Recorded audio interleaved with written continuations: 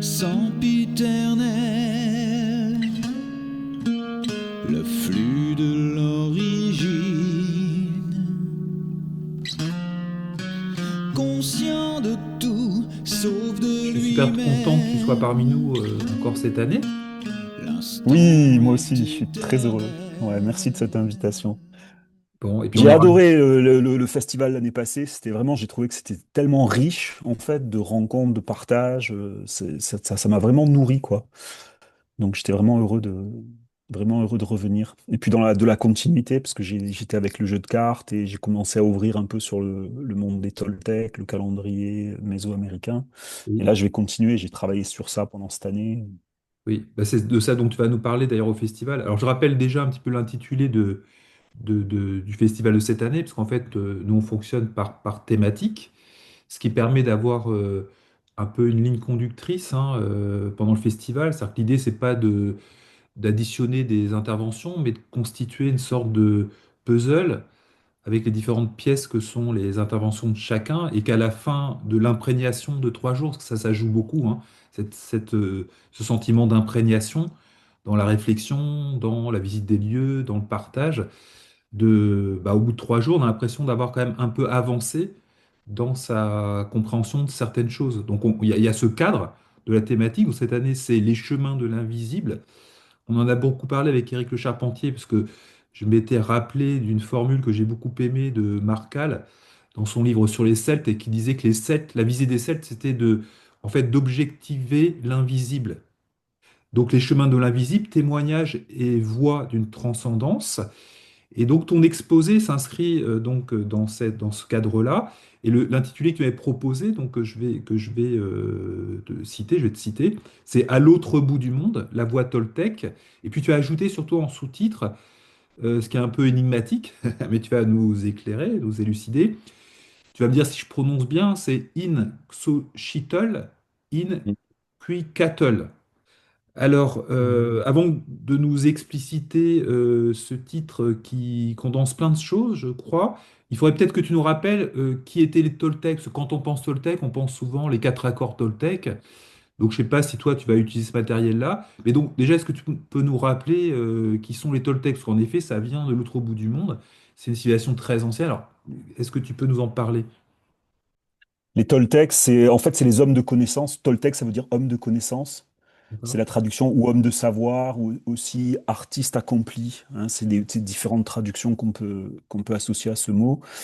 Et qui était sur le continent mésoaméricain, sur un très vaste territoire finalement, parce que c'était à la fois toute l'Amérique centrale, le Mexique, jusqu'avec des racines jusque dans l'Amérique du Sud presque, mais ça allait aussi très haut dans l'Amérique du Nord, puisqu'on a par exemple, moi je découvre ça, California.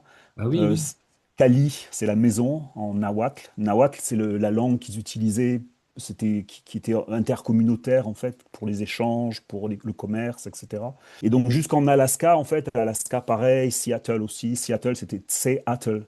C'est Atl, c'est l'eau, Tse, c'est un. Donc c'est un eau. C'est là où il y a toutes les pluies qui arrivent et où les grands fleuves commencent à se former en fait. Donc en fait, c'est un territoire très très étendu sur lequel, sur le territoire des Toltecs. Carlos Castaneda, il disait que c'était le territoire des tigres à dents de sabre. Que partout où on trouvait des tigres à dents de sabre, il y avait cet esprit de chamanique de ces anciens Toltecs, en fait. Et on trouve beaucoup de tigres à dents de sabre à Los Angeles, par exemple. D'accord. Donc, C'est quelle époque à peu près alors c'est quelle époque? Ouais, c'est quelle époque? Alors, selon l'archéologie officielle, les premiers qui ont développé cette civilisation, qui ont développé ce conte du temps, etc., c'est les Olmecs, ce qu'ils appellent les Olmecs. Les Olmecs, c'était le nom que leur donnaient les Aztèques, en fait, quand les Espagnols sont arrivés. Parce que Olmec, ça veut dire les gens du pays du caoutchouc. Donc c'était sur la côte est, en fait, du Mexique. Donc ça, c'est moins 1600, à peu près. D'accord. Mais on a une civilisation Olmec qui arrive et ce qu'on a comme reste archéologique, en fait, c'est une civilisation qui est déjà complètement formée depuis le départ. Il n'y a pas de traces de construction d'une civilisation, donc certainement que ça date d'il y a bien plus longtemps. Les traditions orales, elles, ce qu'elles disent, c'est que c'est un corpus de connaissances qui s'est constitué sur plus de 10 000 ans. Voilà. Mais alors ensuite, nous, archéologiquement, à partir de 1600, il y a ces traces de ces pyramides, de ces constructions mégalithiques. Les Olmecs, que, en fait, on appelait avant les anciens Toltecs.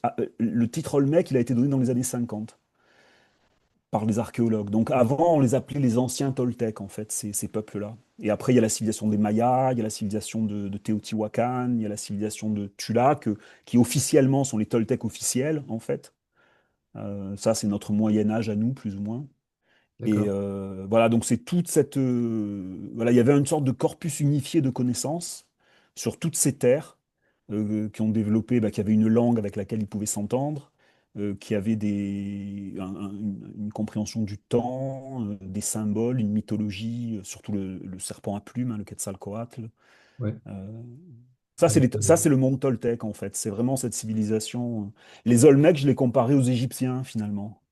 C'est assez les Égyptiens, des constructions mégalithiques dont on ne comprend pas comment ils ont transporté des blocs de basalte qui pesaient jusqu'à 50 tonnes sur 100 kilomètres. Voilà, il y a plein de mystères comme ça. oui, il y a plein de sites qui sont complètement incompréhensibles, hein. Voilà, c'est ça Et exactement. ça nous renvoie au fait que c'était des civilisations qui avaient des formes de connaissances extrêmement sophistiquées et dont on a Tout à perdu, fait. avec lesquelles on a perdu un peu le contact. Qu'est-ce qui reste comme traces, justement, bon, à part les traces monumentales, quelles traces il reste de leur pensée? Parce que il me semble il y a beaucoup de choses qui ont été détruites, c'est ça, par les Espagnols, les Portugais. C'est resté dans des communautés indigènes où il y a encore, ils utilisent encore l'ancien calendrier, il y a encore la mythologie est encore présente, donc il y a ça. Après, il y a le travail de Carlos Castaneda, lui qui était un universitaire, un anthropologue américain et qui a été initié, qui a reçu les enseignements d'une lignée. Donc il y a eu des lignées qui ont perduré à travers le temps. Tu proposes un peu de nous faire une lecture d'un alphabet, c'est ça? C'est une sorte d'alphabet. Oui, c'est ça, on peut dire ça, oui. Tu te réfères au calendrier, hein. Ton Ouais, site, tu donnes accès justement à... Bah, ça fait un peu comme un jeu de cartes, mais c'est pas un jeu de c'est cartes, ça. c'est plutôt un alphabet. Il est complet ou est-ce qu'il a été reconstitué? Disons que les emblèmes et les mythes autour de ça, ils ont été conservés dans des codex et aussi ils ont été gravés dans la pierre sur des monuments. Enfin, c'est des symboles qu'on retrouve partout. Donc, c'est quelque chose qu'on sait déchiffrer, qu'on sait lire. Moi, je l'associe vraiment avec une utilisation pratique parce que je l'associe à notre date de naissance. Donc, je l'associe au temps. Ça, c'est quelque chose qui avait été perdu. Il y avait eu une coupure. Et il y a eu le travail d'historiens, le travail d'archéologues qui ont pu recouper à partir des dates que les Aztèques, en fait, les Mexicas donnaient, par exemple de la chute de Tenochtitlan, de l'entrée de Cortés à Tenochtitlan, etc. Ils ont recoupé ça avec les dates qu'on avait, nous, dans le calendrier julien de l'époque. Et donc, ils ont pu réassembler finalement. D'accord, et reconstituer quelque chose qui a sa cohérence en fait. Par le fait que ce soit archétypal, on constituait une cohérence qui fonctionne. Parce qu'en fait, ton idée, c'est ça, C'est c'est un ça. petit peu aussi de faire de ces matériaux-là des outils pour nous. Tout à fait. Tout à fait. Des outils pratiques parce que c'est ce qu'ils sont à la base.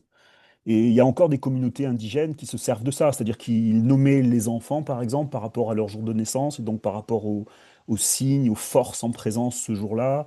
Ils observaient tous les jours si c'était un bon jour pour faire ci ou un bon jour pour faire ça. Vous voyez, ils décidaient des activités de la communauté, etc., en fonction de ce calendrier. Donc moi, c'est la même chose, c'est-à-dire c'est des choses qui sont faites pour aider pratiquement dans ce monde, finalement.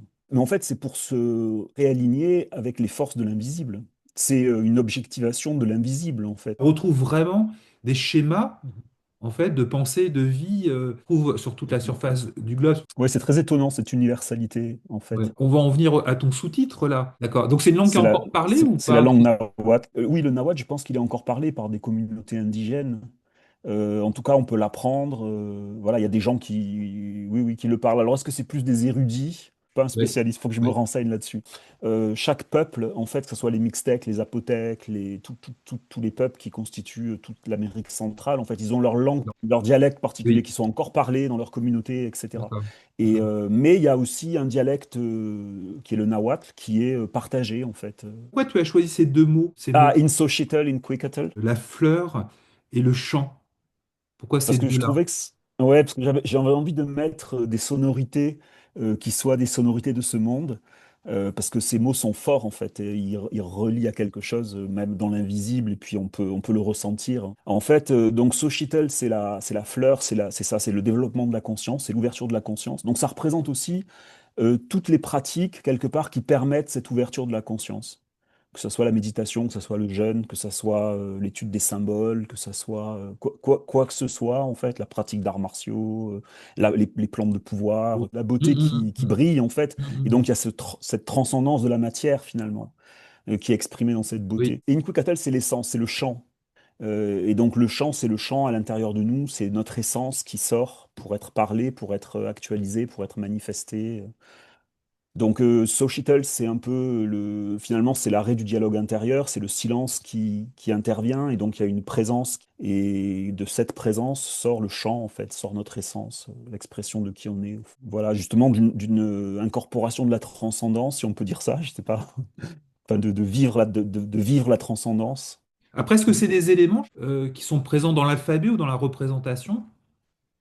Societal, c'est la fleur, c'est le dernier, c'est le 20e signe de cet alphabet. Donc, il commence avec le crocodile, avec Sipactli. Chaque signe, on peut dire, de l'alphabet est Mhm. représenté par une figure, c'est ça? C'est ça, exactement. Ouais. Ça peut être des éléments comme le vent, peut être des animaux comme le lapin, comme Oui, le singe. l'aigle, comme le jaguar, le singe, etc. Ça peut être il y a le couteau aussi dedans, il y a quelque chose de totalement abstrait qui est le mouvement. Voilà, donc il y a 20 sigles qui représentent des énergies. Et ça commence avec le crocodile, c'est un peu la matrice du monde, quelque part, l'indifférencié encore, cette créature qui vit dans les eaux. Quand on regarde Sipakli, il est représenté, on pourrait dire que c'est un dragon, en fait. Donc des fois c'est un caïman, des fois c'est une sorte d'espadon, de mélange comme ça, mais il y a vraiment cette idée des profondeurs de l'océan primordial. Et puis il a sa tête, le crocodile, qui dépasse. Donc c'est la première manifestation, en fait, comme la première île du monde avec l'œil brillant. Cette année en juillet, je montrerai aussi, après dans les codex, ces signes sont associés à d'autres divinités, à d'autres images. Et alors là, on a un autre niveau de sophistication qui demande plus d'interprétation. Il y a plus d'éléments, en fait, qui sont associés, parce que chacun de ces signes est gouverné par un signe. Voilà, il y a toute une sorte de tissu mythologique en fait. Mais tu as raison de dire que ces 20 sigles, moi c'est pour ça que j'adore en fait cet alphabet, parce que ils sont très très simples et en fait c'est l'observation de la nature finalement, d'une manière très simple, qui permet de tirer les interprétations, qui permet de le relier à qui on est, à comment on vit notre vie, aux situations qu'on rencontre. C'est Oui, comme si il y avait quelque chose qui résonnait avec quelque chose à l'intérieur de nous. Les anciens étaient à la recherche, ils voulaient comprendre finalement, et je pense qu'ils le comprenaient directement. Ils étaient dans un monde où il n'y avait pas autant de dialogue intérieur que de nos jours, où c'était pas le monde de la raison, donc il y avait une sorte de relation directe à l'univers, au cosmos, et ils comprenaient directement, où ça a été sans doute un travail aussi, hein, un travail d'accumulation au fil des siècles, etc., mais où ils ont créé des systèmes qui reflétaient la structure, on peut dire peut-être énergétique à notre époque, ou les forces en présence, en tout cas, dans l'univers. Et ils ont ramené ça dans des systèmes symboliques. Donc, quand on est dans un système symbolique comme le calendrier Toltec ou comme dans le jeu de 50 de cartes, ce qu'on a, devant quoi on est, c'est une sorte de mini-univers. Et donc, forcément, nous, on est une partie de cet univers. Nous, on est né dans cet univers, on fait partie de cet univers. Et donc, il y a une résonance. On peut rentrer en résonance avec ces petits bouts de cartes ou ces images. La comparaison avec l'astrologie, c'est assez parlant, avec l'astronomie même, parce qu'on peut voir dans le ciel, c'est là où ils regardaient les anciens, parce que dans le monde de la vie de tous les jours, enfin quand on regarde la nature, quand on regarde, tout est un peu confus, on voit pas bien les choses, mais dans le ciel, c'est assez clair, on voit qu'il y a des objets célestes, qui font les mêmes cycles tout le temps, qui sont parfois en conjonction les uns avec les autres, parfois en opposition, qui font des aspects, etc. Donc il y a des lois qui peuvent être extraites et de ces différents aspects, on sort des différentes intensités d'énergie. Donc on peut prédire, on peut aller voir avec les planètes, on peut aller voir il y a un siècle où est-ce qu'était Vénus et quels aspects elle faisait avec d'autres planètes. Et on peut donc induire que ben, à cette époque-là, il y avait ce genre d'interaction énergétique qui se passait, il y avait ce genre d'influence. Donc, ce sera un petit peu ça, cet usage-là, c'est-à-dire comment inscrire au mieux le navire de sa destinée dans le flot tempétueux de l'univers. Bon, ça, c'est l'utilisation pratique après qu'on peut en faire. Et c'est pour ça que c'est intéressant. Voilà. Mais dans l'univers, il y a des cycles, il y a des répétitions, il y a des interactions, des forces énergétiques, et on peut les prédire dans le cas des planètes, on peut prédire dans plusieurs années qu'est-ce qu'il y aura, comment elles vont se retrouver, dans quelle configuration elles vont se retrouver. Donc en fait, c'est la même chose, mais avec des systèmes symboliques comme les cartes, comme ce calendrier. Moi, je dirais que le mode de pensée, c'est de vivre avec cette chose-là sur Terre dans le moment présent, en fait. C'est de vivre avec la totalité, avec le plus de soi-même Il y a quand dans même le la moment. visée de se développer, c'est ça, de Oui, s'épanouir comme la fleur. Oui, oui, d'épanouir, c'est-à-dire d'être le meilleur de ce que l'on peut être. Parce d'accord. que on vient aussi être dans une communauté, on vient aussi apporter quelque chose, on vient avec un don dont il faut qu'on fasse bénéficier le monde autour de nous, quelque part. On est une graine et on doit devenir un arbre. Est-ce qu'ils ont aussi une vision de vie qui se perpétue au-delà du temps et de la mortalité? Moi, dans l'enseignement que j'ai reçu avec Carlos Castaneda, puisque lui, c'était l'héritier d'une lignée ancienne qui venait du monde toltèque, et j'ai pas reçu il y a pas de système comme le système de la réincarnation, le Oui. système. Pour eux, Mhm. la mort était définitive. Le moment de la mort était définitif. D'accord. C'était pour eux, c'est possible de conserver sa conscience après la mort, éventuellement. D'accord, c'est Et au intéressant. contraire, la mort était utilisée comme un enseignant parce elle était là pour faire voir que on n'avait pas de temps, en fait, que c'était maintenant, c'était notre chance maintenant d'être le mieux de qui on pouvait être. Il y a plusieurs calendriers. Il y a un calendrier qui est considéré comme le calendrier sacré, qui est le calendrier de 260 jours, qui est considéré comme être le calendrier qui est associé à l'espèce humaine. Chaque espèce sur cette terre a une période de gestation et que ça correspond à son calendrier. Donc l'espèce humaine, c'est à peu près 260 jours, 9 mois à peu près. Et D'accord. donc ça serait le calendrier qui correspond à l'espèce humaine. Et c'est 20, il le divise en 20 fois 13. 20 fois 13, 260. Et ensuite, il y a un autre calendrier qui est le calendrier de la Terre. Et le calendrier de la Terre, lui, il le divise différemment. Il le divise c'est le calendrier des 365 jours. Donc ça, ce D'accord. sont ces deux calendriers. Et ces deux calendriers-là, ils se synchronisent tous les 52 ans. Ah oui, ça c'est Donc vraiment intéressant, ça. ils divisaient la vie humaine en une période de 52 ans. Pour eux, 52, c'était le moment où on pouvait devenir un enseignant. Et donc, ils divisaient en quatre périodes de 13 ans, exactement comme le jeu de 52 cartes. Et au bout de 52 ans, donc, on recommençait en fait, on Oui, oui, recommençait oui. notre cycle. C'était des cycles immenses, c'était très très important dans le monde mésoaméricain parce que tous les 52 ans, il y avait la fête du feu nouveau. C'était le moment où les Pléiades étaient au zénith, et tous les 52 ans, et ils éteignaient tous les feux, ils détruisaient tous leurs objets, la plupart de leurs objets, mettaient le calendrier à zéro, quoi. Et ensuite, il y avait un prêtre qui venait réallumer le feu, et le feu se répandait, et c'était le feu. On recommençait. Donc c'était vraiment très très marqué. Et ils suivaient ça tous les 52 ans, hein, c'est pas évident de suivre. Ouais, c'est fascinant. Ils avaient une compréhension des cycles des différentes planètes qui était vraiment assez extraordinaire, en fait, comment ils pouvaient prédire les conjonctions de Vénus, de Mars, etc. Et je sais que ce cycle de 260 jours était vraiment clé, comme une sorte de matrice, en fait. Avant de nous quitter, j'aimerais que tu nous parles de ton actualité, qu'on va se retrouver à Cajar très bientôt, que tu Oui, oui, y tout à fait. interviendras, donc tout Ouais, comme tout à moi fait. avec Daniel Sushi. Et puis il y a Ouais. surtout ce lieu-là que tu es en train de fonder. Est-ce que tu peux nous en parler? Parce que je crois que c'est déjà pas mal avancé. Oui, bien sûr. Alors à Cajar, à Cajar, ce que je vais faire, c'est vraiment pratique, hein. Ça va être Mhm. vraiment de la pratique en fait, de Un mouvement, atelier. apprentissage et Oui, pratique de mouvement, un atelier, ouais. Et ce lieu, c'est un lieu qui est destiné à ce genre de pratique. C'est en Aveyron, c'est dans le sud d'accord. Aveyron, à la frontière entre le Tarn et l'Aveyron. Donc c'est dans un lieu très isolé, qui est entouré de forêts. C'est des maisons très anciennes, très ancrées dans la terre. Donc Voilà. immersion aussi dans la nature. Bon, bah écoute, je pense qu'on passera de voir un de ces jours, hein. Super. Vous êtes extrêmement bienvenus.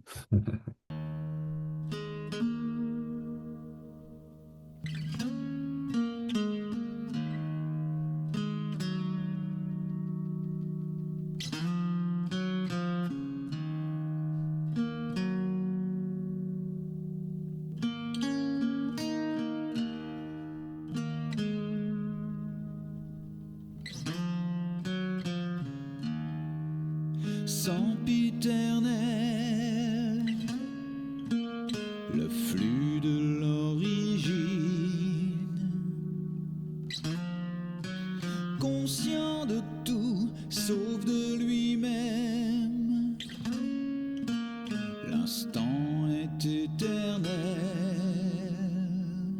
Ah.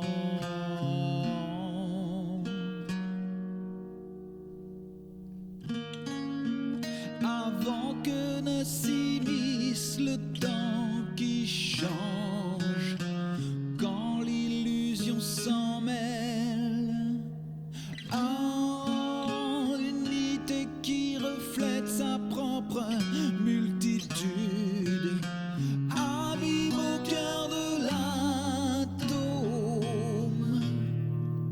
trauma après l'hématome, divine âme les idoles, oh, sempiternelle origine.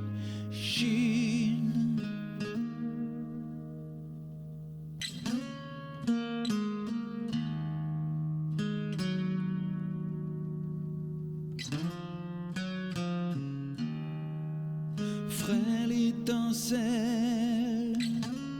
un fragment de lumière parmi les mondes, individuel, un morceau de présent qui se parle et se rêve.